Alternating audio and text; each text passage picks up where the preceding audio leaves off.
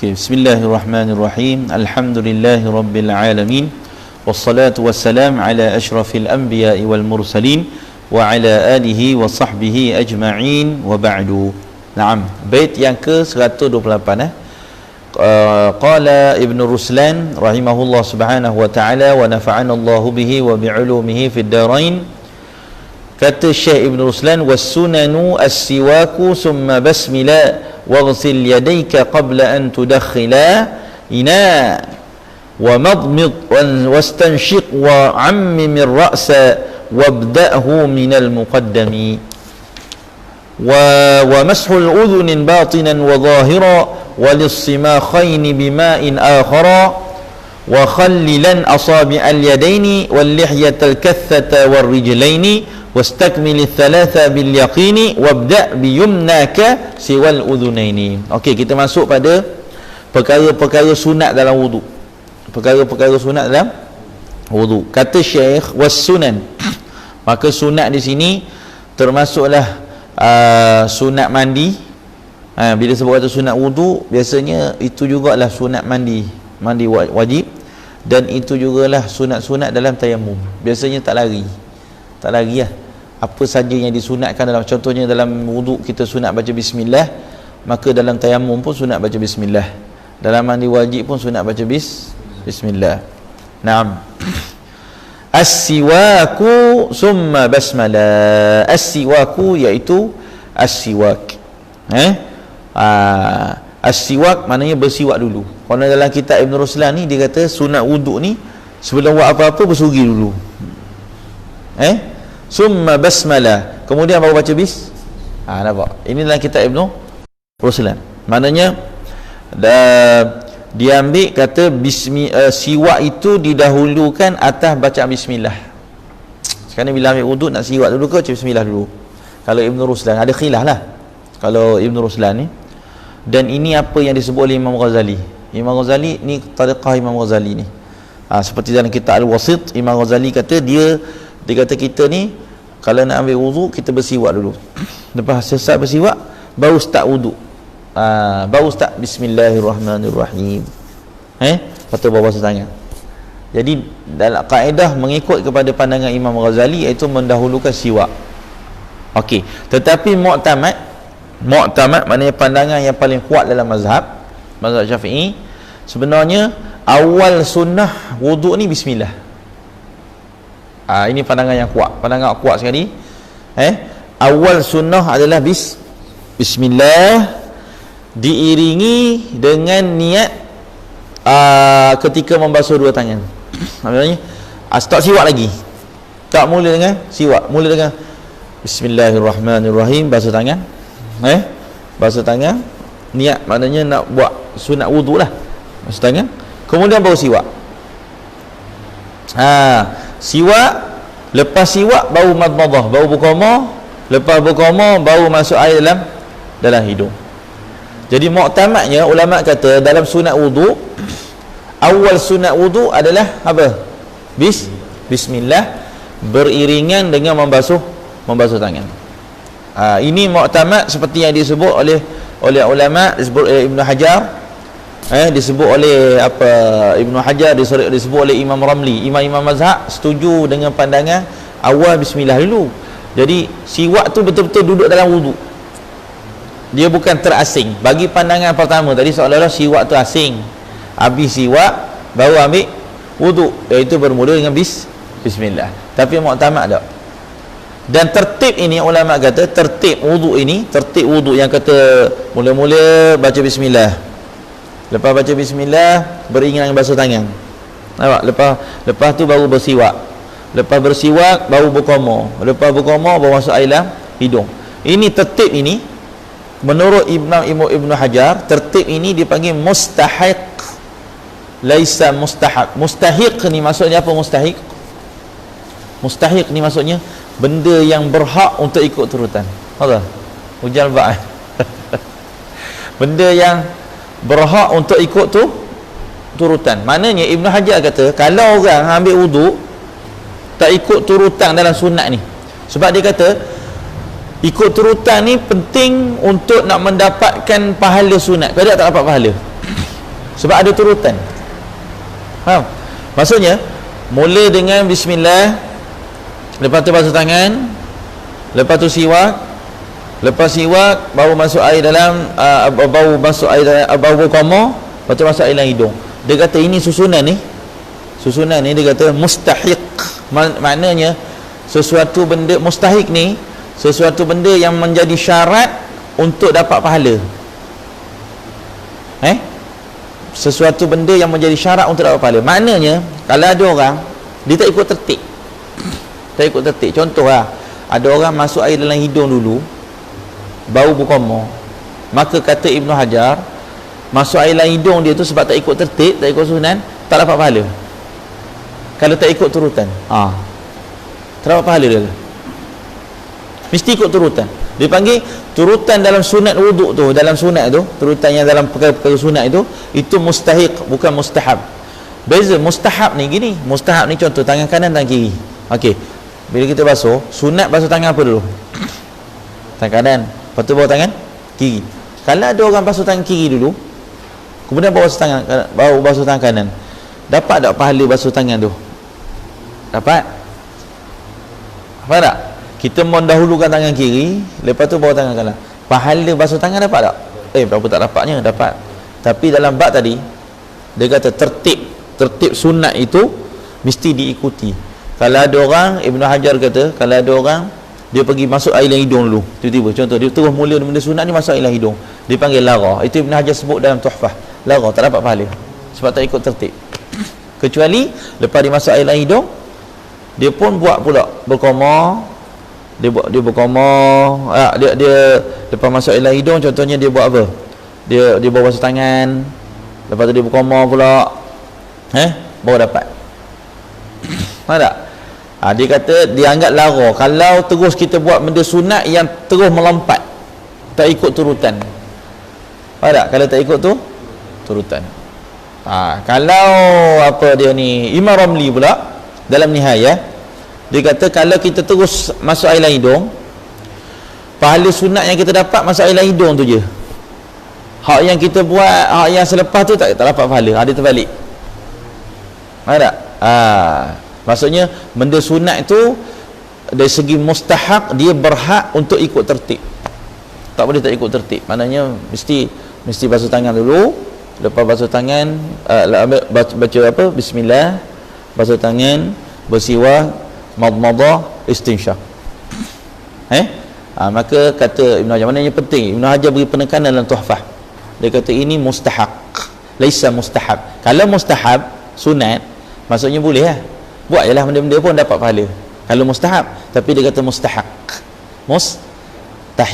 mustahik ni dia berhak kena ikut tertib, berhak kena ikut tertib. Dia anggap macam wudu, susunan sunat itu macam susunan anggota wudu. Okey, sah tak kalau kita basuh tangan, kalau tak basuh muka lagi? Tak sah. Faham tak? Tak sah. Dia anggap seperti susunan sunat itu seperti susunan rukun wudu. Selagi tak basuh muka, selagi tu tak sah basuh tangan. Faham? Baik. Okey.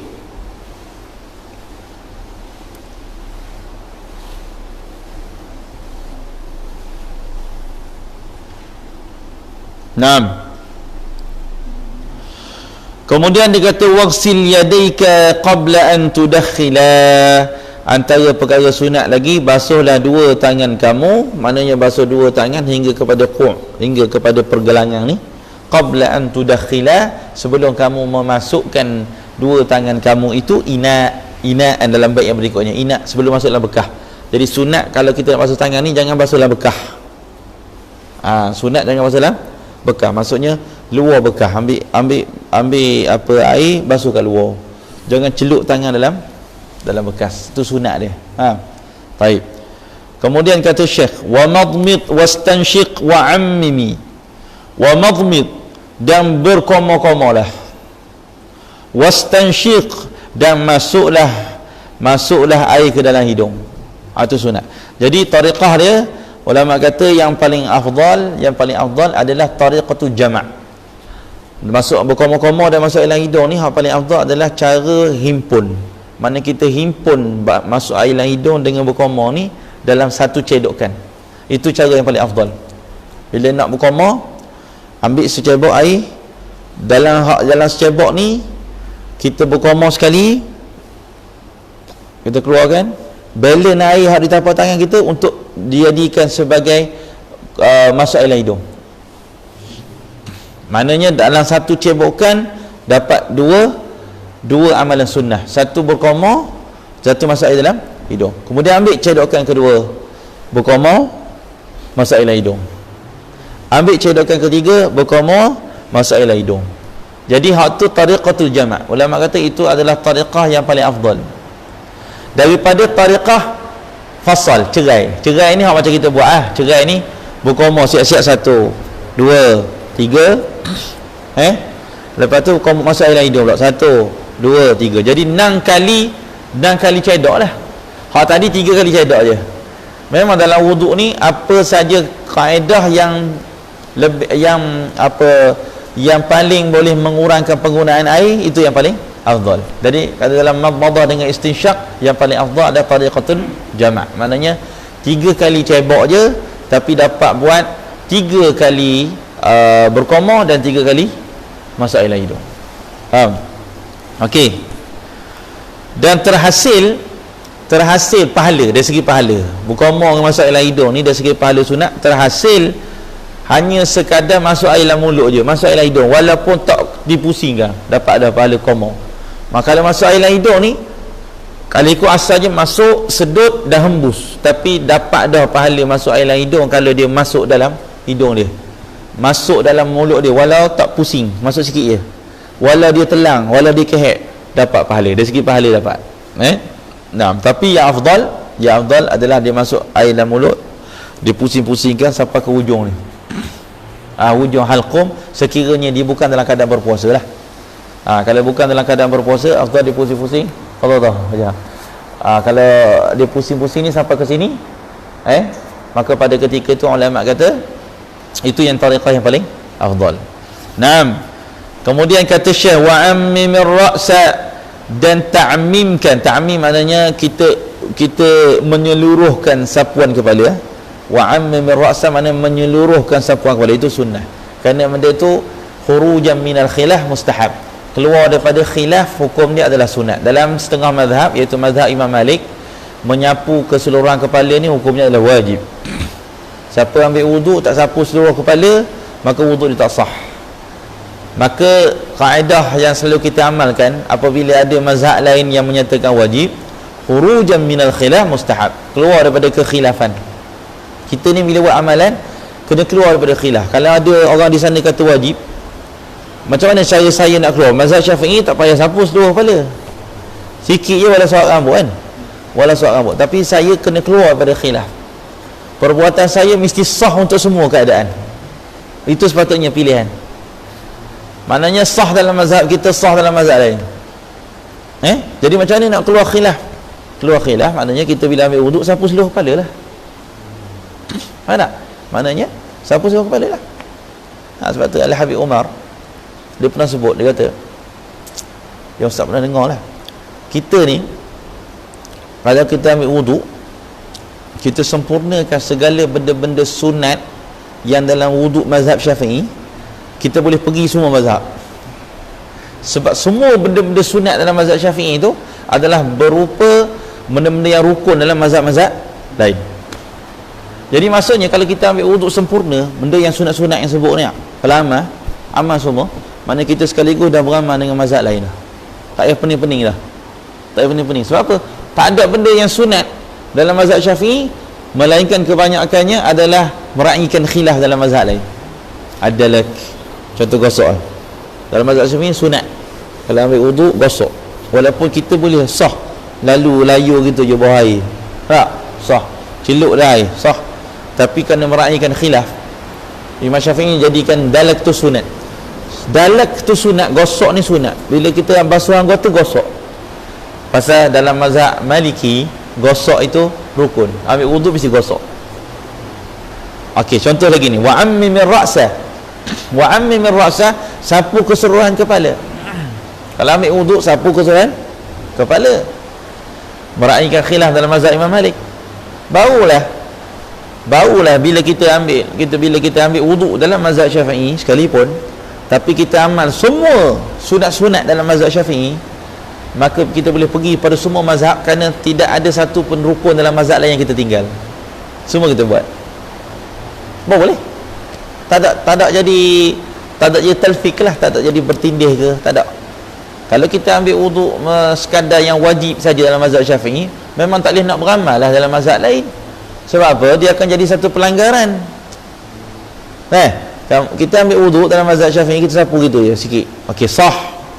Tapi itu cara itu tak sah dalam mazhab Imam Abu Hanifah, tak sah dalam mazhab Maliki. Kalau kita dalam bab membatalkan wuduk, kita nak pakai mazhab Maliki lah. Kita nak pakai mazhab Maliki bahawa sentuh orang perempuan, sentuh isteri ni, kalau tidak bersyahwah, tak batal, tak boleh. Sebab apa? Kamu nak guna mazhab Maliki dalam bab membatalkan wuduk, tetapi kamu ambil wuduk bukan cara tak sah mengikut cara mazhab Hanafi. Wuduk kita tak sah dalam mazhab Maliki. Macam mana kita nak taklid? Macam mana kita nak mengikut? Jadi kalau kita mengikut membuta tuli begitu, jadi satu pelanggaran. Satu itu yang dipanggil akan berlaku talfik, akan berlaku pertindihan. Ambil wuduk mazhab Syafi'i, lalu tak buat kewajipan-kewajipan dalam mazhab Imam Malik. Lepas tu tiba-tiba pegang isteri, kita kata saya nak pakai mazhab Imam Malik lah. Tak boleh. Sebab tak boleh kamu nak amal begitu, batal wuduk cara begitu, tak boleh. Sebab kamu wuduk cara mazhab Imam Malik pun kamu tak buat. Jadi ketika itu barulah yang disebut oleh ulama sebagai tatabbu'ur rukhas. Seolah-olah kita ni mengikut sesuatu itu hanya nak mencari keringanan, nak ikut nafsu mencari, berpegang dengan, nak ikut satu pandangan pasal nak nafsu lah, kemudahan, nak cari ringan. Bukan sebagai agama tu, bukan jadi satu al-ubudiyah, satu penghambaan. Okey, wabda'u minal muqaddami. Okey, jadi mulakan sapu kepala ni, ulama kata mulakan sapu kepala ni, kata Syekh Ibn Ruslan, adalah mulakan daripada bahagian depan ni. Nampak? Mula daripada bahagian depan, ala ayyi kaifiyah, atas kaifiyah apa pun. Tapi yang afdal, maknanya kalau kita mula sini nak ikut, nak buat gini ke, sebelah tangan ke, dapat terhasil pahala ta'mim tu, terhasil pahala menyeluruhkan sapuan, terhasil. Tetapi afdal ayyada'al yadain ala maqdi', letakkan dua jari sini, dua ibu jari letak kat tepi ni, muqaddimah, mulsiqan masbahah bil ukhra. Jadi dalam keadaan merapatkan dua jari telunjuk kita rapatkan macam ni. Kemudian wa ibhamain bisidqain. Wa ibhamain maknanya dua ibu jari duduk sini, dua jari telunjuk rapat macam ni. Gini. Lepas tu wa yadhhabu bihima lil qafa. Kemudian pergilah kedua-duanya pergi ke belakang. Bawa pergi ke belakang, sampai ke belakang ni bagi orang yang rambutnya panjang, patah balik. Ini dia agak sekali. Basahkan tangan, letak lagi sekali. Gini, pergi. Satu. Kalau orang yang rambut panjang, patah balik. Kalau orang botak tak payah patah lah. Sekali lagi. Kalau botak gini je lah, nak balik buat apa? Jadi kalau orang ada rambut, pergi sekali, patah balik, itu dianggap sebagai sekali. Faham? Buat sebanyak 3 kali. Naam. Okey. Kemudian kata Syekh, wa mashu uzunin batinan wa zahira, dan menyapu telinga, batinan wa zahira. Batinan bahagian dalam, wa zahira dan bahagian luar. Sunat sapu telinga ni bahagian dalam, pertama memasukkan jari-jari ni, jari telunjuk kita masuk di celah-celah ni. Kemudian ibu jari kita lalu zahira, belakang. Belakang ni zahira, lalu ke belakang. Kemudian walis simakhain. Simakhain ni air dalam lubang telinga. Itu lain pula. Bima'in akhara, dengan air yang lain. Jadi kalau ikut betul-betul lah, ulama kata kalau ikut betul-betul, basuh telinga ni dia boleh pergi sampai 12 kali sebenarnya. 12 kali. Kat mana 12 kali? 12 kali ulama kata, pertama sekali 3 kali kita akan basuh telinga waktu kita basuh muka. Tangan kita basuh muka, sunat kita lebihkan basuhan kan sampai basuh telinga. Sebab apa? Khurujan minal khilaf, keluar pada khilaf yang sebagian mazhab menyatakan telinga ni adalah bahagian pada muka. Jadi sebab tu tangan basuh muka masuk kat sini. Okey. Jadi 3 kali basuh muka, 3 kali basuh telinga. Betul? 3. Okey. Lepas tu pula kat mana? Waktu kita sapu kepala. Sapu kepala juga. Sapu ada sikit kena sentuhan telinga kerana khurujan minal khilaf, keluar pada khilaf juga yang ada orang menyatakan telinga tu bahagian pada kepala. Itu khilaf, nak raikan khilaf belaka. Ada orang kata telinga tu bahagian pada muka. Kita pun sapu juga muka, time basuh muka, basuh sapu kat telinga. Ada khilaf menyatakan telinga ni bahagian pada kepala. Jadi time sapu kepala kena kat sikit telinga. Dah jadi 6 kali. 3, 6 kali, betul tak? Okey, lepas tu kat mana lagi 3 lagi, iaitu waktu sapu telinga ni, zahir dan batin ni. Kini 3, dalam dan luar. 3 kali kan? 3 kali, dah jadi 9. Mana lagi 3 yang sampai 12? Dalam lubang telinga tu, bima'in akhar, dalam lubang. 1, lepas ambil air. 2, 3, dalam lubang telinga ni, dalam, itu lain pula, bima'in akhar. Ada sebahagian ulama dia kata tekap pula, terakhir tekap. Letakkan, adalah sebahagian kitab dia kata ambil tapak tangan tadi, tekapkan 1, 2, 3, dia punya berdebung gitu. Jadi boleh kata hampir 15 telinga ni akan kita basuh sementara kita dalam proses kita wudu. Tetapi dia kata mestilah, banyak dalam kitab sebut basuh telinga ni dia sebut bima'in jadid, dengan air yang baru. Banyak dalam kitab sebut basuh sapu telinga dengan air yang baru. Kenapa ditaklikkan dengan air yang baru? Kerana nak keluar daripada amalan sesetengah mazhab lain. Mana mazhab Syafi'i bari, dia bebas, dia tak nak begitu, bahawa ada orang sapu telinga ni adalah air daripada lebihan sapu kepala. Untuk mazhab Hanafi mazhab Hanafi ni sapu kepala dibahagi kepada 3 bahagian Pertama dia sapu kepala dengan 3 ni. Orang Hanafi dia pergi dulu 3 ni kan. Lepas tu hak ni tak kacau lagi, hak ni digunakan untuk telinga. Lebihan yang ada kat sini digunakan untuk tekuk. Mazhab Hanafi. Dulu ingat ke bahasa belajar dulu dia suruh ambil wuduk begitulah belajar. Betul tu, tapi tu mazhab Hanafi. Sebab tu mazhab Syafi'i selalu time sapu kepala, sapu telinga, dia akan ta'liq, dia akan kata sapu telinga bima'in jadid, dengan air yang baru. Tak nak air, bila sebut air baru tak nak air yang sekali dengan sapuan kepala tu. Tak nak air lain. Sapu telinga nak air baru, masuk dalam lubang telinga ni pun dengan air bima'in akhar, dengan air yang lain. Baik. La ilaha illallah. Wa khallilan asabi'al yadaini, wa khallilan asabi'al yadaini.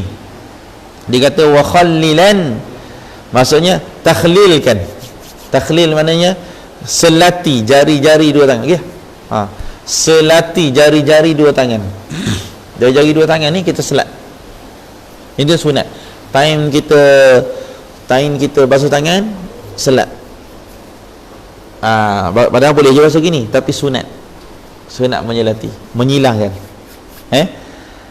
Wal lihyatil kathah, maknanya wal lihyatil kathata warjulaini, dan juga menyelati janggut yang lebat.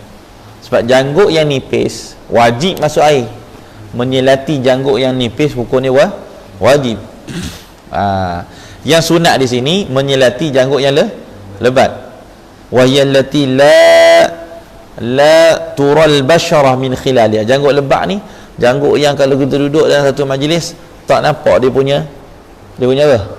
Dia punya isi dia tak nampak. Kulit dia tak nampak. Nampak tak? Macam ni nipis ni. Boleh nampak kan? Lebat ke nipis? Dalam majlis takhatub ni, dalam jarak kita borok.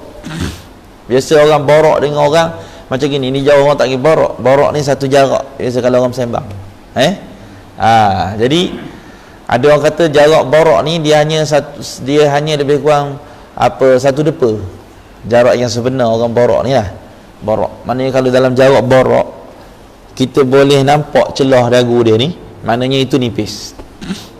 Tapi dalam jarak borok ini kalau kita tak nampak celah isi, maknanya itu adalah janggut lebat. Bila janggut lebat, dia time basuh muka memadai membasuh yang zahir je, tetapi yang sunat menyelati juga. Sunat. Tapi kalau janggut nipis ni menyelati hukum dia wajib menyelati. Kena masuk air ke dalam. Wal lihyatul kaththata war rijlaini kata Syekh. Wa khallilan asabi'al yadaini wal lihyatul kaththata war rijlaini, dan juga menyelati dua kaki. Time basuh kaki, ambil jari masukkan di celah-celah jari-jari kaki. Masukkan. Naam. Wastakmilith thalatha bil yaqini wabda' biyumnaka siwal udhunaini. Wastakmilith thalatha bil yaqin, sempurnakan 3 dengan yakin. Kalau kita ambil wuduk, semua tempat yang sunat kita basuh 3 kali, tempat yang sunat kita sapu 3 kali, tiba-tiba kita syak, aku dah 3 ke dah basuh berapa kali ni, 3 ke 2, ambil hak kurang, hak yakin hak kurang lah. Faham tak? Hak kurang maksudnya ambil seolah-olah kita basuh, baru basuh berapa? Baru basuh sekali, baru basuh 2 kali. Jangan ambil kata macam ni dah 2 kali ke 3 kali, ambil seolah-olah baru basuh 2 kali. Semua kaedahnya begitu. Sembahyang syak ini 3 ke 4, 3 ke 4, tak boleh ambil 4, kena ambil 3. Pasal apa? 3 itu adalah yakin. 3 itu membina atas yakin. Kalau ambil 3 4 4 tu syak, 3 confirm. Jangan ambil 4. Sama juga wastakmilith thalatha bil yaqini, sempurnakan 3 itu dengan yakin. Kalau kata dah basuh berapa kali ni muka ni, 2 ke 3, khalas ambil 2, maknanya tambah 1 lagi. Sempurnakan 3 itu dengan yakin. Wabda' biyumnaka siwal uzunaini, wabda' biyumnaka, mulakanlah dengan tangan kanan kamu. Setiap benda yang boleh mengkanankan sunat kanan, benda boleh yang kanan, benda yang boleh kanan maksudnya ada tangan kanan, tangan kiri. Okey, maknanya kalau nak basuh tangan ni, basuh tangan kanan, betul basuh tangan kiri lah. Nak basuh tangan kanan, basuh tangan kiri. Siwal uzunain, kecuali telinga. Telinga ada kanan ada kiri, betul? Telinga kalau ikut ada kanan ada kiri, tapi telinga tak basuh secara kanan atau kiri tak. Telinga basuh sekaligus. Naam. La ilaha illallah. Okey.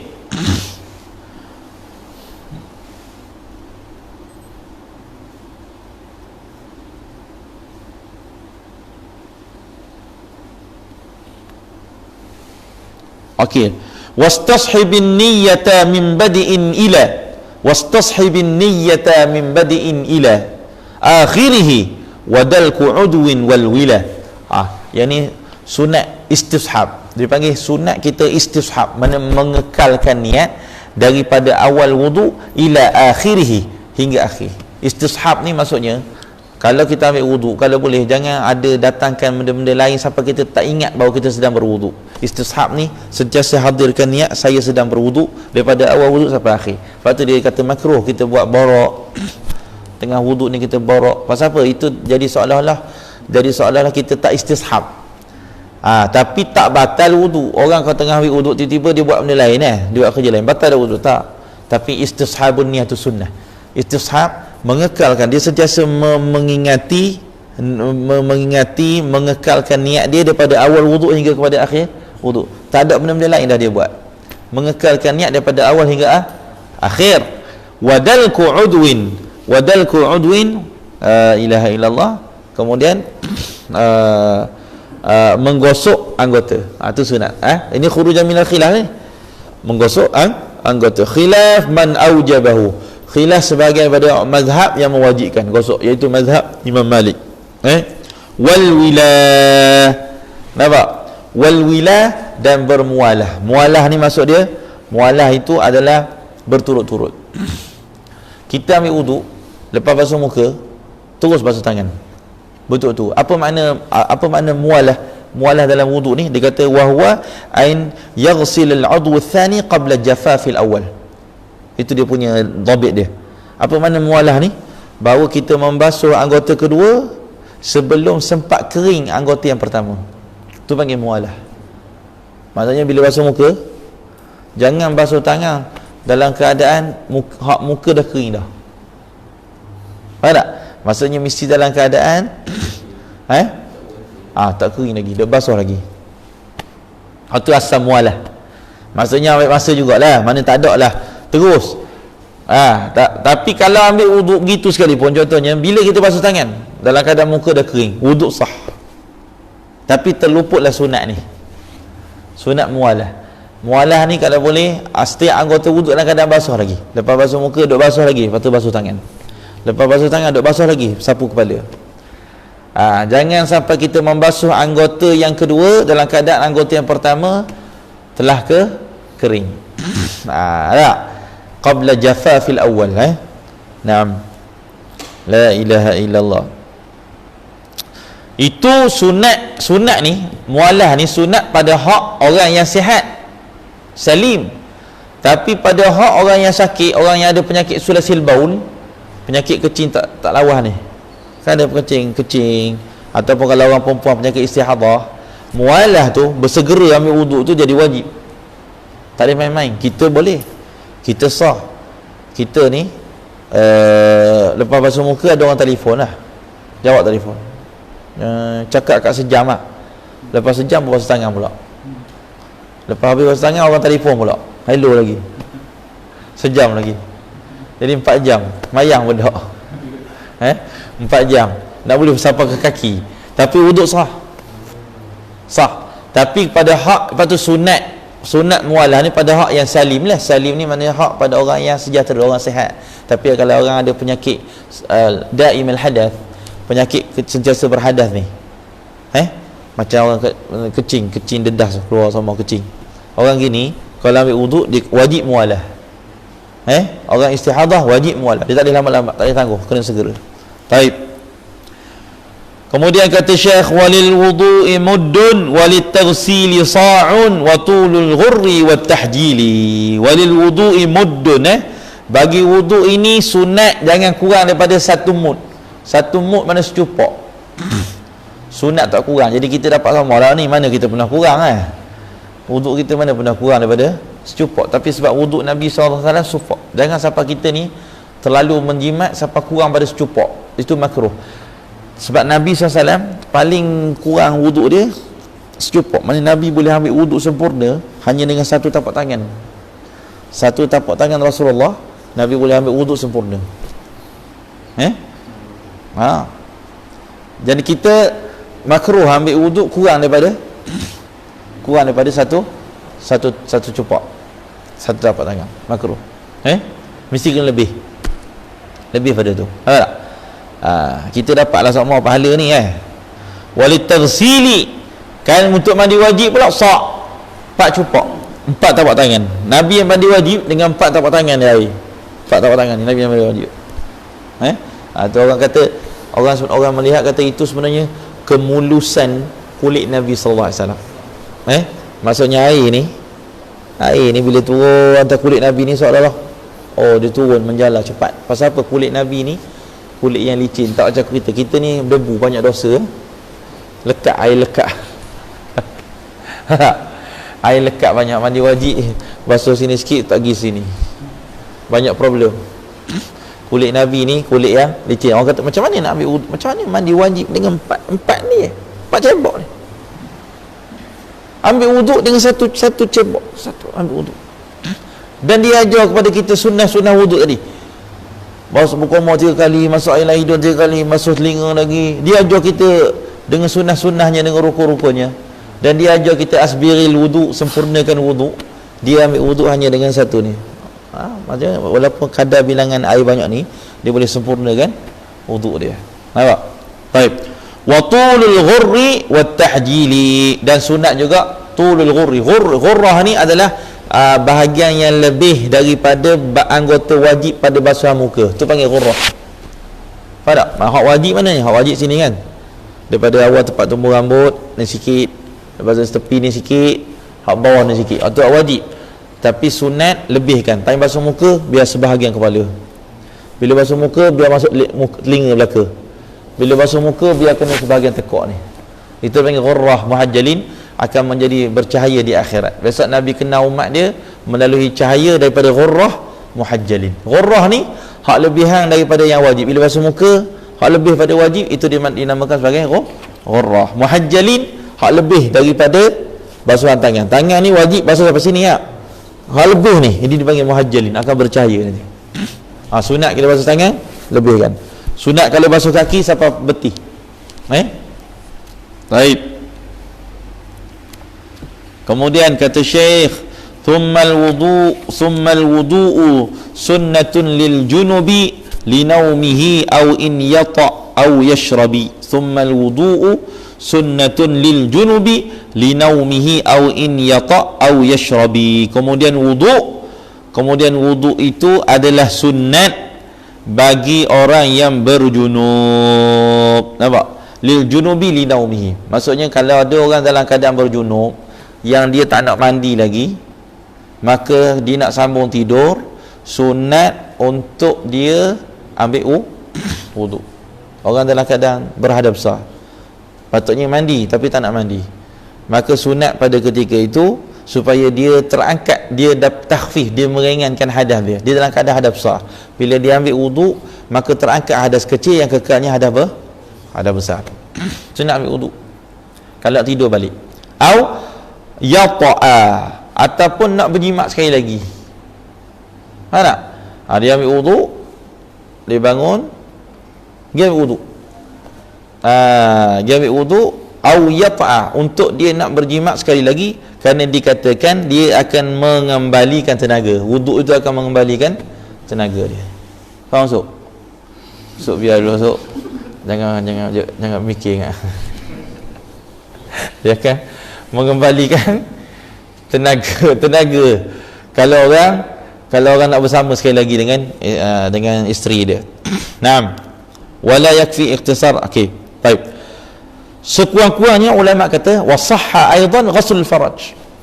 Kalau tak wuduk pun membasuh kemaluan. Maknanya tadi orang berjunub nak tidur balik, sekurang-kurangnya basuh kemaluan. Orang nak menyetubuhi isterinya sekali lagi, sekurang-kurangnya basuh kemaluan. Tapi kata ulama wala yakfi al-iqtisar alaih fi husul sunnatil wudu. Tapi tak cukup kalau kita hanya basuh kemaluan saja, tak cukup untuk dapatkan pahala wudu tu tak. Kalau nak wudu kena ambil wudu. Tetapi cukup untuk terhasilnya sunnatut tanzif, sunat nak bersihkan, biar kita jadi orang bersih. Nak bersama dengan isteri biar dalam keadaan bersih, nak tidur balik dalam keadaan bersih. Sunnatul tanzih dapat, tapi sunnatul wuduk tak dapat. Maknanya kena ambil wuduk juga. Faham? Maknanya bila berjunub malam-malam mimpi malah nak mandi sejuk, nak mandi besok pagi kan, pergi ambil wuduk dulu. Itu sunat. Baik. Au yashrabi, ataupun nak minum ke, nak makan ke. Orang dalam keadaan berhadap besar tapi tak nak mandi lagi, tapi dia rasa nak makan, makruh. Macam mana cara nak hilangkan makruh? Dia pergi ambil wuduk dulu, baru dia makan dalam keadaan berhadap besar. Nas larangan pada makan. Nabi kata jangan makan dalam keadaan dia tu berhadas besar, itu ada nas. Tetapi minum ni qiyas, dikiaskan pada makan. Jadi kalau makan makruh, minum pun makruh. Nak hilangkan karahah, ambil wudu. Naam. Baik. Jadi hikmah dia, ulama kata hikmah dia macam biasalah. Itu ada hadis hadis yang dikeluarkan Imam Bukhari. Nabi sallam idza arada, Nabi sallam bila dia nak tidur balik, kata Sayyidina Aisyah, kalau dia nak tidur balik dalam keadaan dia berjunub, ghassala farjahu, dia akan basuh kemaluan dia, wa tawaddaa lis-salah, dan dia akan ambil wudu yang biasa dia ambil untuk salat. Versi Melayu muka surat apa orang tanya? Muka surat 32. Muka surat 32 apa Terjemahan Zubat kalau versi Melayu muka surat 32. 6. Okey. Kadza tajdidul wudu in shalla, demikian jugalah memperbaharui wudu. Tadi bukan memperbaharui wudu memperbaharui wudu ni bagi orang yang dah ada wudu. Siapa yang dah ada wudu, sunat memperbaharui wudu. Faham? Sunat dia memperbaharui, tapi dia tak syarat sini. Memperbaharui wudu ni sunat. Wudu saja, mandi tak ada. Tak ada kata memperbaharui mandi, tak ada. Yang ada memperbaharui wudu. Kita boleh tajdid. Wudu ada, tapi saya nak tajdid wudu. Hukum dia sunat. Tapi di sini, kalau ikut di sini, pengarang kitab diletakkan syarat yang kata disunatkan tajdid wudu ni in shalla maksudnya jika dia telah sembahyang dengan wudu pertama. Kalau dia tak sembahyang, tak sah tajdid wudu. Maksudnya ada orang dia dah solat untuk wudu yang pertama. Sebab tu kita kata orang duduk dalam kuliah tu yang lepas maghrib kan dia tidur kan, bila tidur dekat isyak, sunat dia tajdid wudu. Pasal dia bila dia dah mengantuk tidur kan, sunat dia tajdid wudu. Okey, sunat tak apa sebab dia dah semayang dengan wudu yang pertama. Tak kisah sama ada semayang fardu, ni dia kata in shalla fariidatan, sama ada dia semayang fardu dengan wudu pertama, au sunnatan di sini maksudnya sunat semayang yang ada waktu dan semayang ada sebab. Tak kisah lah dia semayang tahiyatul masjid ke, dia semayang apa ke. Au naflan. Naflan di sini maksudnya adalah sembahyang yang sunat mutlak. Maknanya siapa yang boleh tajdid wudu, orang yang telah solat dengan wudu yang pertama. Tak kisah solat apa. Kalau dia tak wudu, fa in jaddadahu qabla zalika, kalau dia memperbaharui wudu sebelum dia solat, dia tak ada wudu pertama tadi pun tak solat, lalu dia memperbaharui wudu biniyatil ibadah, dengan niat ibadah, harumah, hukum dia haram. Haram. Soalan-soalan sebab apa dia jadi tala'ub, dia buat seperti contoh orang mengulangi fardu tidak secara jamaah. Kan kita ada semayang i'adah kan, i'adah kan sunat, maknanya kita dah semayang maghrib, sunat kita ulang balik semayang maghrib tadi, tapi i'adah ni nak dapat pahala mesti secara berjamaah. Ada orang i'adah tapi seorang, ulama kata dah lah tak sah, lepas tu haram, berdosa. Pasal dia mengulangi dia buat satu benda dengan niat ibadah dalam keadaan ada tala'ub, ada main lah. Sebab benda tu tak sah semayang seorang, i'adah mesti berjamaah. Sama juga orang mengulangi wudu dalam keadaan syarat mengulangi wudu, mesti wudu pertama tu telah digunakan untuk satu salat. Kalau dia buat juga, dia seolah-olah bermain dengan ibadah. Haram. Tak? Itu syarat tajdid wudu, mesti telah ada satu penggunaan pada wudu yang pertama untuk solat. 6. Tapi dia nak nafil mutlak ni, dia nak apa, walaupun satu rakaat maknanya walaupun semayang witir. Contoh ada orang guna wudu tu untuk salat witir. Okey, khalas, dia boleh tajdid wudu. Yang tak bolehnya kalau tak dinamakan macam salat, contohnya dia guna wudu tadi hanya untuk sujud tilawah, hanya untuk sujud syukur, yang tu tak boleh tajdid wudu. Okey, wa raka'atani lil wudu'i wad du'a min ba'dihi fi ayyi waqtin waqa'a. 2 rakaat bagi wudu, maknanya ni nak bagi sunat wudu, sunat wudu. 2 rakaat kerana wudu.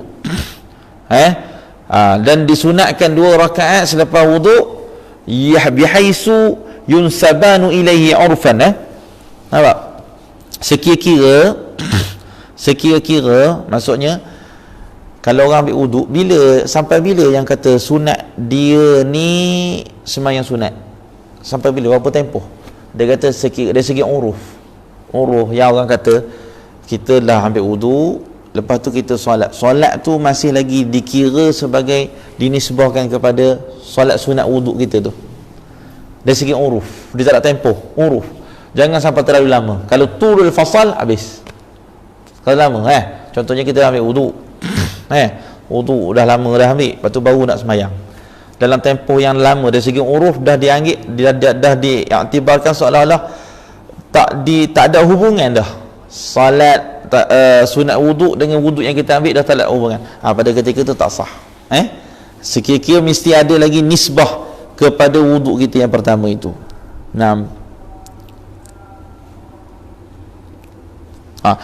Dalam kitab Bughiyatul Mustasyidin dia letakkan satu dhabit tau. Dhabit berapa tempoh yang kata terluput dah sunat wuduk, tak boleh dah semayang. Dalam kitab Bughiyatul Mustasyidin oleh Al-Habib Abdul Rahman Masyhur, Al-Habib Abdul Rahman Masyhur sebut dalam kitab Bughiyatul Mustasyidin, dhabit ketetapan dikata berapa tempoh yang dikatakan tulul fasal tu, tempoh yang dah panjang, yang tak boleh lagi dah semayang sunat wuduk selepas kita ambil wuduk. Berapa lama tempoh dia? Dia kata bi an yazida ala dhikril ma'thur wa inna anzalna thalathan biqadri raka'ataini khafifatin. Mudah ceritanya dia kata apa? Mudah ceritanya lebih daripada kadar 2 rakaat yang ringkas. Maknanya 2 rakaat ringkas ni dia lebih kurang dia ambil gini lah. Dia ambil orang lebih daripada kadar zikir maksur. Maknanya kalau ada orang lepas daripada wuduk tak, dia baca doa wuduk apa semua, lepas tu dia baca surah inna anzalna, jadi lebih kurang dengan kadar 2 rakaat yang ringkas. Kalau lepas dia ambil wuduk berlalu tempoh 2 rakaat yang ringkas, dia tak semayang lagi, terluput sunat wuduk dia, habis dah. Dia kena segera. Okey.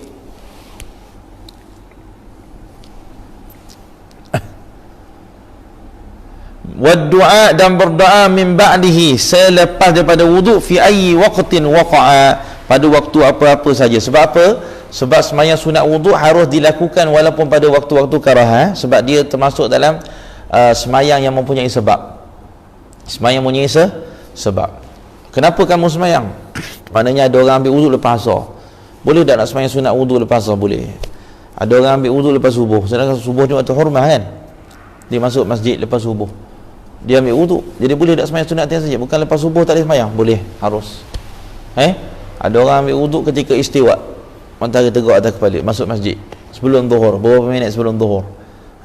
Ada kerana bukan waktu hormat ke? Boleh. Sebab apa? Itu semua semayang sebab dia pula sebab mutaqaddim, sebab dia datang dulu. Taib. Lau annahu ma'a suqutil fard kana wa dhikri al-a'dha rawa Ibn Hibban. Okey, kita berhenti situ insya-Allah. Kita berhenti dekat al-bait yang ke-138, lau annahu ma'a suqutil fardi kan wa dhikra lil a'dha rawa Ibn Hibban. Tak banyaklah tu insya-Allah. Wallahu ta'ala a'lam. بسم الله الرحمن الرحيم. اللهم فقهنا في الدين، اللهم فقهنا في الدين، اللهم زدنا علما وارزقنا فهما، اللهم زدنا علما وارزقنا فهما، اللهم زدنا علما وارزقنا فهما، اللهم افتح علينا فتوح العارفين، اللهم ارزقنا فهم النبيين. ربنا آتنا في الدنيا حسنة وفي الآخرة حسنة وقنا عذاب النار. وصلى الله على سيدنا محمد وعلى آله وصحبه وسلم والحمد لله رب العالمين.